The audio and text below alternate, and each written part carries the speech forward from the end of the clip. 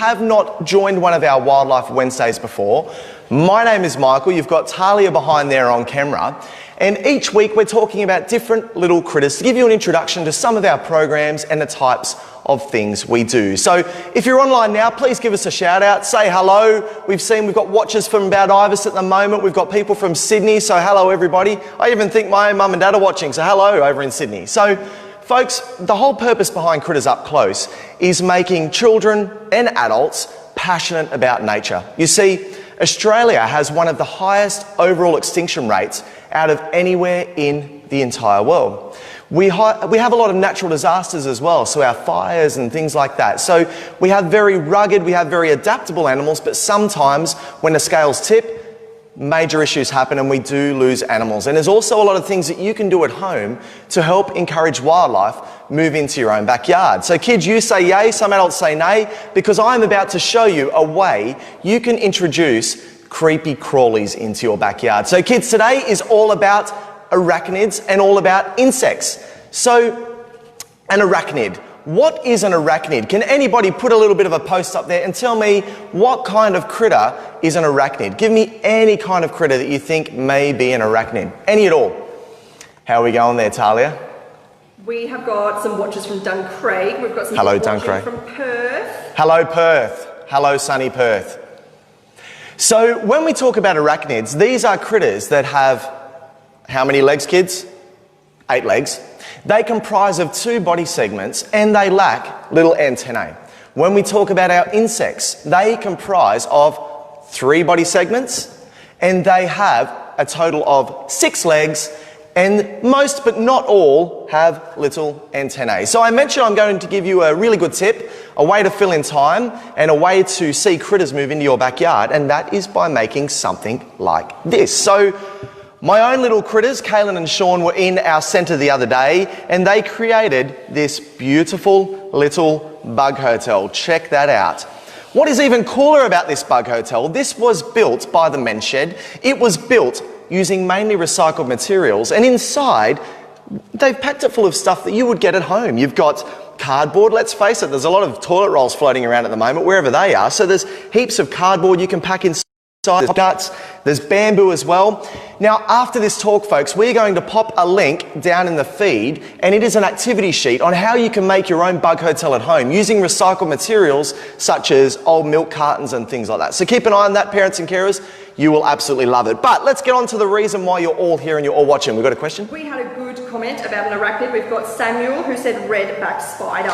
Excellent, Samuel. Now, redback spiders, did you know that only the females have a red stripe, not the males?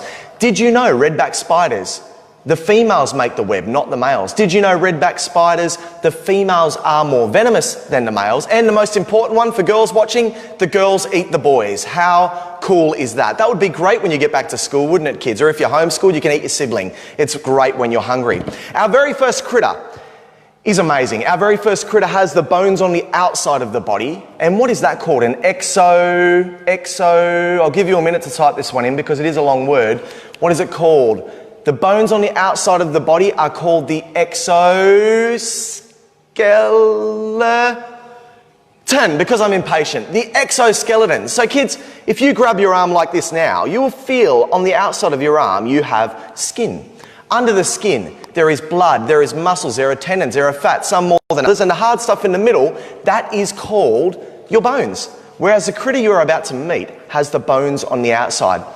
Do me a favour. Now, I know we have a mixed audience here today. We have young kids and old kids and really, really old kids, which is great.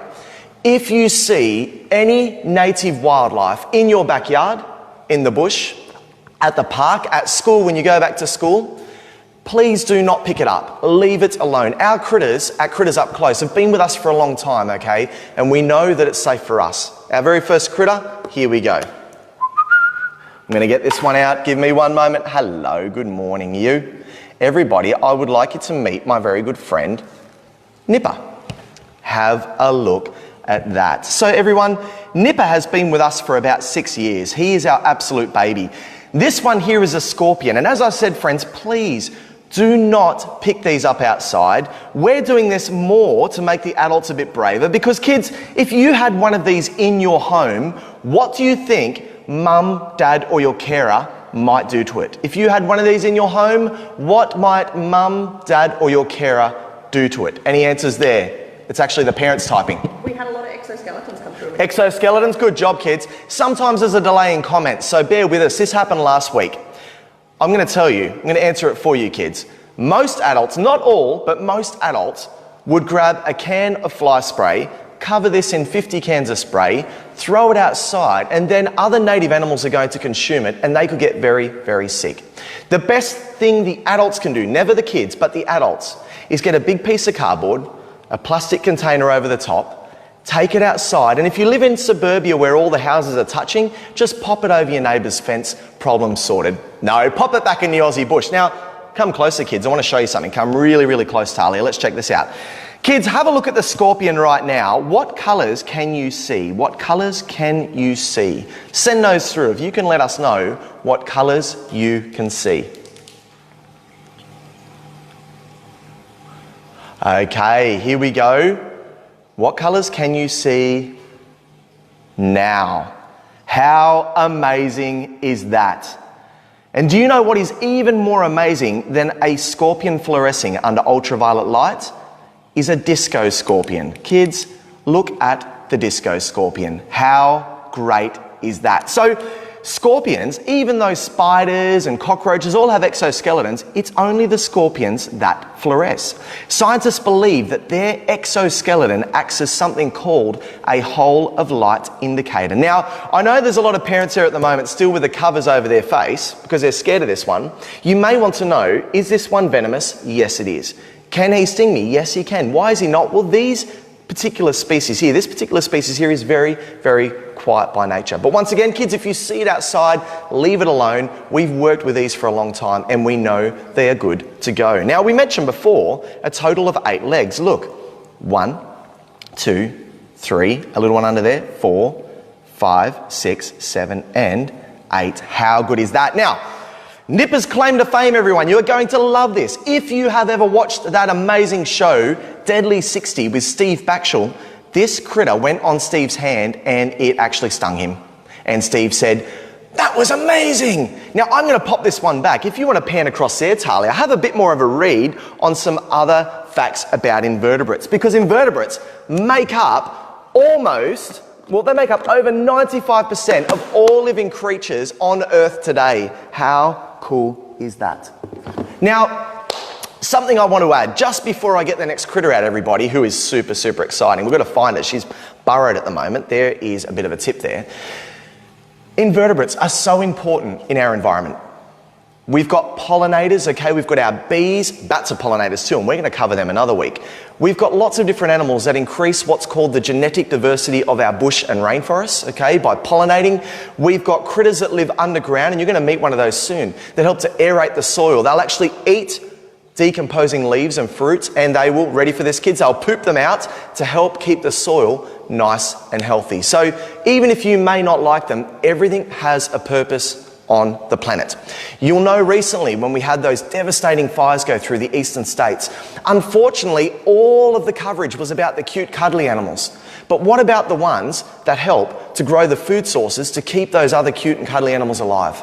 Everything's important, everything holds balance, everything needs our help. We've got any questions or anything coming? We do have a Go for question that just came through, which is an interesting one. Candice has asked, how poisonous are they? Talking about the scorpion. Ah, good question. So how poisonous are they? Now, kids, I know it's tomato, tomato. This gets a bit confusing. Poison is something that can go in your mouth, up your nose, or through your skin, be absorbed. Venom is something that's injected. So venom, like your bees are venomous, your wasps are venomous, your scorpions are venomous. Now, Australian scorpions are about as venomous as a bee or a wasp. No big deal, unless you're allergic. But friends, if you're ever outside playing and looking through the bush, that's really cool. But if you are ever stung or bitten by any animal, always go and tell the adults and tell them not to freak out. They may be worse than you. And then go to the doctor or hospital, but please relax because our scorpions are not a big threat to us, okay? And there's a lot of misconceptions about Australia and about our scorpions and spiders and drop bears, okay? It's only drop bears that I worry about. Okay, here we go. Our next critter. Our next critter has the bones on the outside also called an exoskeleton. Our next critter is a bush version, but you can get ones living in your house that make mum, dad, or your carer scream. What might she be? They can make mum, dad, or your carer scream if they're running around inside your home. Have the bones on the outside, so it's not a mouse. It's not a toddler because they've got their bones on the outside. What do you reckon? Any answers coming through there? There is a bit of a delay on the comments, so bear with us, folks. Gotta love technology when it's flooded. Here we go. Here we go. Oh. Come a bit closer if you like, Talia. Here we go. Here we go. Everyone have a look at this beautiful one here. Lauren got it. Lauren got it? Knew it. Good job, Lauren. This one here is our beautiful burrowing cockroach. Do you know what the best thing is right now? I cannot hear you, children, but I know most of you are going, wow, and I can hear the parents and carers going, oh, that's disgusting. Here's one for the parents. There is a large burrowing cockroach, and they have found that the female produces milk, and it is more nutritious for us to drink cockroach milk than it is cow's milk. So there you go. Kids, if you're ever looking for a niche market, does not get any more niche than that. These beautiful animals here are incredibly clean. Look how shiny she is, her big exoskeleton. They go through the forest floor, and in fact, I'm going to bring this one out here. She doesn't live in here. This is just for the show, and you'll notice that a lot of these leaves have little bits eaten out of them. English good. How good is that? So these ones here go along the rainforest and the bush floor. They eat these leaves. They eat decomposing fruit matter. They go down into the soil. They poop in the soil to keep it nice and fresh, just like worms and things like that. How cool is that? We've got some comments coming in there. She's prettier than the one under my fridge. She's prettier than one. Oh, amazing. Look at this. Look at this. Can you get a close up? Look at her. Look at her. Look at her. How cool is that? Now, I know that there's a lot of different people out there asking different questions at the moment, and we will get back to them after the feed as best we can. We're going to pop it down here. Kids, I want to talk to you about something a little bit different. So, we here at Critters Up Close, we love to do different activities and things like that. I more work with animals because I'm not very artistic, whereas Talia, she is very artistic. Now, I'd like to show you something she did, if we have a pan over here, these beautiful butterfly domes. Now, kids, we've got different ones here, and in fact, this one is more of a moth dome. We've got a moth there from South America. We've got Australian butterflies, lots of different things. Now, these are all things that you can even create at home. If you find a little moth or a butterfly that is dead on the ground, never use a live one, you can create some amazing things, really good educational pieces, and butterflies and frogs and silkworms go through a stage of change. What is that ginormous word that we use for animals that go through stages of change throughout their life? It is called, I'll give you a clue, because I know you're Googling how to spell it, parents, meta what? Meta what? Let's see. Heaps of comments coming through about how cute Juniper is. You love Juniper? I forgot, did I even say her name? I didn't. Juniper the giant burrowing cockroach. Amazing. Is it the kids typing it or the adults though? Probably. I've got a mixture of both. Good job, thanks adults. I keep picking on you, but this is good. So they go through something called metamorphosis, everybody. So during this downtime, whenever you can, go outside, have a look around, use your eyes, kids, not your hands, find different critters, watch the different life cycles they go through. You can learn absolutely amazing things. Parents and carers, what we're going to do, okay.